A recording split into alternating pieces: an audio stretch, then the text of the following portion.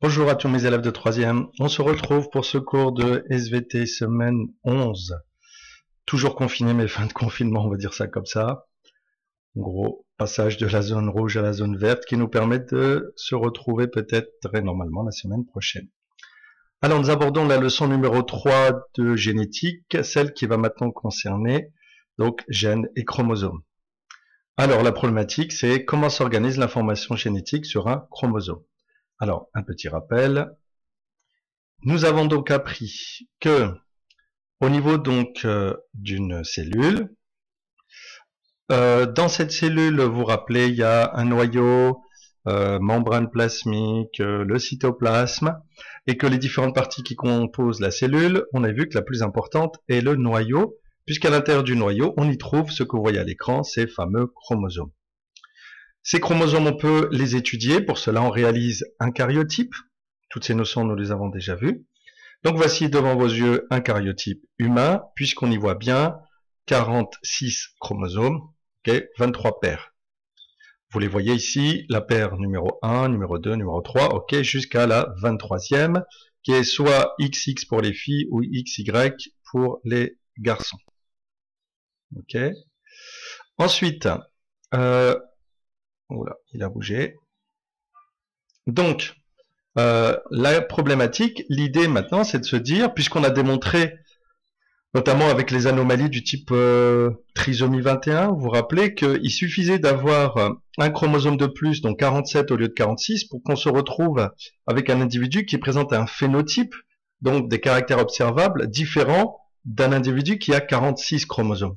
De là, on en avait déduit que ce sont bien les chromosomes qui contrôlent notre phénotype, notre apparence, et que ça veut donc dire que sur ces chromosomes, c'est ce qu'on va voir maintenant, il y a une information qui décide déjà de notre espèce, vous vous rappelez, des fameux caractères spécifiques. Donc c'est écrit sur ces chromosomes, par exemple humains, que nous appartenons à l'espèce humaine, que nous avons des caractères spécifiques humains, de bras, de jambes, notre bouche, le nez, les yeux, etc., qui fait de nous appartenant à l'espèce humaine. Eh bien, c'est écrit quelque part là-dessus, hein, cette fameuse information génétique.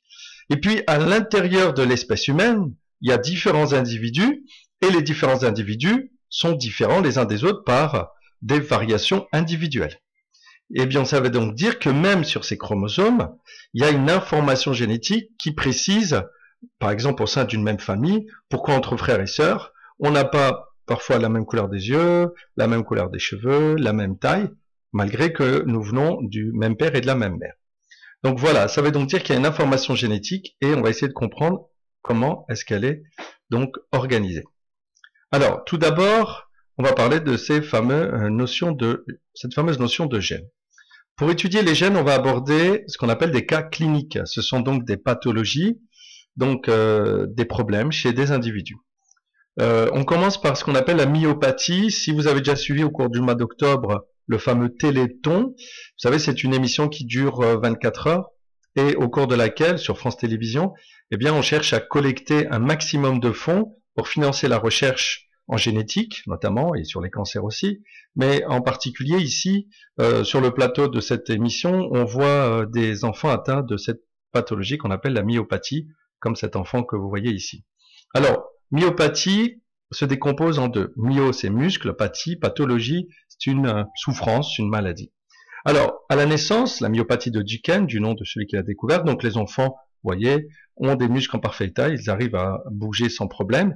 Et puis, vous voyez qu'à un moment donné, cet enfant, au bout par exemple de 2 ans, il a des soucis et il a du mal à marcher, ça commence par les jambes, il est obligé de se tenir, et puis malheureusement, dès qu'il atteint par exemple 5-6 ans, eh bien, sa pathologie va toucher ses membres inférieurs, ses jambes qui deviennent totalement paralysées, il est obligé donc d'utiliser un fauteuil roulant, malgré que vous voyez ses membres supérieurs, ses bras, sont toujours fonctionnels. Les muscles commencent à dégénérer, en fait, à se détruire malheureusement à partir donc des membres inférieurs. Et puis quand il devient adolescent, là vous voyez qu'en fait ses jambes, ses bras et même sa nuque, il n'arrive plus à les contrôler, il est paralysé. Et ça finit malheureusement à la mort. Donc ça veut donc dire que chez ces enfants, la myopathie est donc en termes de phénotype, elle touche les muscles, mais on a essayé de comprendre son origine. Et là, on a découvert quelque chose de surprenant, c'est que on a comparer des chromosomes X de deux garçons, puisqu'on s'est rendu compte d'un constat, c'est que l'immense majorité des enfants myopathes étaient des garçons. Donc si c'est des garçons, on s'est dit, ça doit très certainement toucher, alors soit le Y, soit le X. Alors, c'était pas le Y, mais bien le X. Pourquoi? Parce que les filles étant XX, il suffit qu'un chromosome X soit anormal, mais pour que si le deuxième chromosome X est normal, eh bien il y a une compensation.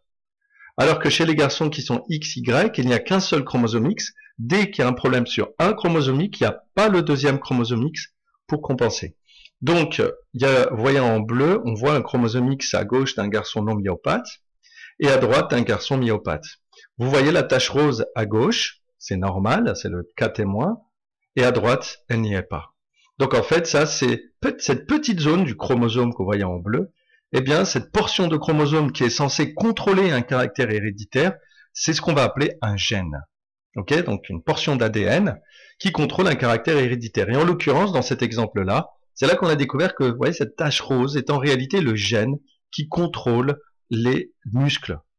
Donc c'est même pas la totalité du chromosome X qui contrôle la formation ou le bon état ou le mauvais état de nos muscles, mais uniquement une portion du chromosome X, donc qui s'appelle gène. Lorsque le gène est normal, eh bien les 600 muscles squelettiques que nous avons à peu près, eh bien se produisent, se régénèrent de manière normale. Par contre, à droite, lorsque ce gène est défectueux, ne fonctionne plus, malheureusement, eh bien ça se répercute sur les 600 muscles du corps. Deuxième cas clinique assez particulier, c'est normalement le cas de personnes qui sont censées, je vous le montre, on voit pas bien, je vais le resituer. Alors, c'est le cas en fait de personnes qui sont censées être 40 à 46 chromosomes XX, mais nous on sait d'habitude XX ce sont des filles.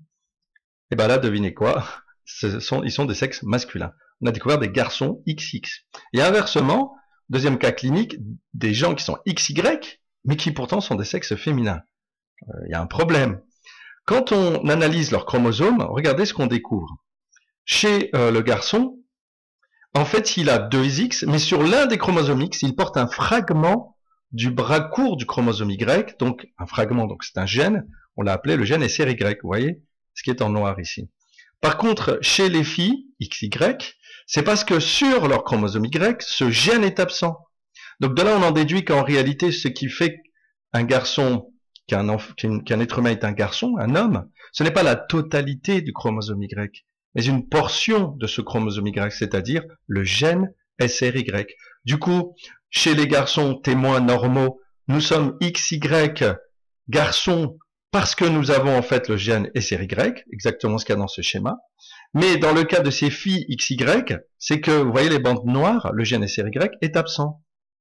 Du coup, quand bien même elles sont XY, elles n'ont pas le gène SRY qui en réalité, c'est lui qui contrôle le fait d'être un garçon. Donc à partir de là, on a fait une généralisation et on s'est rendu compte de manière assez étonnante que en fait, sur les 46 chromosomes qui composent le karyotype d'un être humain, vous voyez toutes les bandes là, eh bien ce sont des gènes. On en a estimé à peu près 20 000 répartis sur les 46 chromosomes. Donc en réalité, un chromosome est en fait une pile de gènes, vous voyez, les uns sur les autres. Et que grâce à ces 2 cas cliniques, puis après ça va continuer, on va se rendre compte qu'il y a comme ça donc 20 000 gènes répartis sur 46 chromosomes, chaque gène contrôlant donc un caractère héréditaire. Si je reprends le chromosome X, on a fait ce qu'on appelle maintenant les cartes géniques, eh bien, le chromosome X porte, vous voyez, en réalité des centaines de gènes. Là, vous en avez 4 qui sont représentés. On les a découverts grâce à des pathologies. Donc là, voici le fameux gène qui contrôle la fabrication d'une molécule indispensable aux muscles. Là, on a celui qui contrôle la partie, un pigment qui intervient dans la vision, ce qui fait que par exemple les gens dont le gène là, est anormal, eh bien ils sont daltoniens. Là, c'est le gène, le troisième, celui qui est responsable de la coagulation du sang. Vous savez, quand le sang forme un caillot, lorsqu'on se blesse, une croûte, et lorsque ce gène est défectué, on est hémophile. C'est une maladie de l'hémophilie qui fait que les gens, lorsqu'ils se blessent, se mettent à saigner et le sang est fluide et peuvent mourir. Et voici, pardon, le gène de la vision des couleurs qui est responsable du daltonisme. Et on peut faire ça comme ça, donc des cartes géniques pour tous les chromosomes. Ensuite, autre découverte, c'est que comme nos chromosomes, regardez, sont en double exemplaire, eh bien, il s'agit de se demander, vous voyez que nos chromosomes sont homologues, c'est-à-dire identiques. On voit les chromosomes de la même taille, avec des gènes aux mêmes positions, au même locus, vous les voyez. Par contre, on s'est demandé si ces gènes présentaient les mêmes versions.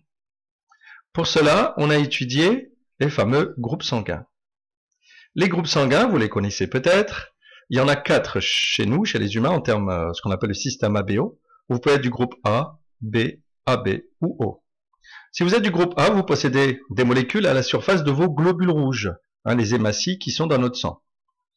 Et si vous êtes du groupe B, vous voyez, ce ne sont pas les mêmes molécules que vous exprimez à la surface de vos hématies. Donc le phénotype A est différent du phénotype B. C'est pour ça qu'on ne peut pas se transfuser du sang A vers une personne B et inversement. Si vous êtes du groupe AB, vous voyez que vous exprimez les deux types de molécules. Et puis si vous êtes du groupe O pour en fait 0 molécules à la surface des hématies. Donc on a voulu savoir comment était contrôlé ce phénotype et la production ou l'absence de production de ces molécules. On a découvert qu'en réalité, c'était la paire de chromosomes numéro 9. Hein, sur les 23 paires, c'est la paire 9. Et vous voyez, voici le gène GS, le gène qui contrôle le groupe sanguin. Eh bien, comme les chromosomes sont par paire, eh bien, vous pouvez posséder deux versions identiques. Donc, à la version, ce qu'on appelle un allèle, l'allèle A des deux côtés. Et là, vous êtes du groupe A, bien sûr. Pour le groupe B, vous pouvez avoir B, les deux allèles B et B.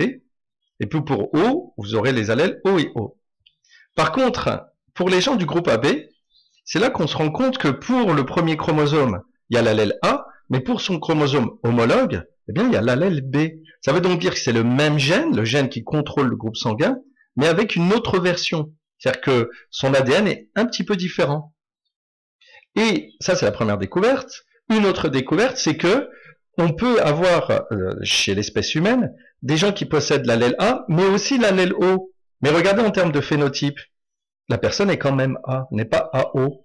De là, on a inventé la notion de génotype, c'est-à-dire des combinaisons d'allèles, donc des combinaisons de versions de gènes. Et quand vous êtes AO, le génotype AO, et que lorsque seul c'est l'allèle A qui s'exprime, on dit que A est dominant et l'allèle O est récessif. Dominant, il domine, hein, c'est lui qui gagne, entre guillemets, et l'allèle O récessif, c'est lui qui est dominé, il ne s'exprime pas. Ok? Pareil, regardez, les gens qui sont de phénotype B peuvent être aussi soit avec deux allèles identiques BB, soit deux allèles différents BO, mais avec uniquement B qui s'exprime, donc B est un allèle dominant sur O, qui est récessif. Par contre, pour être du groupe O, on n'a qu'une seule combinaison, il faut que les deux allèles O soient présents.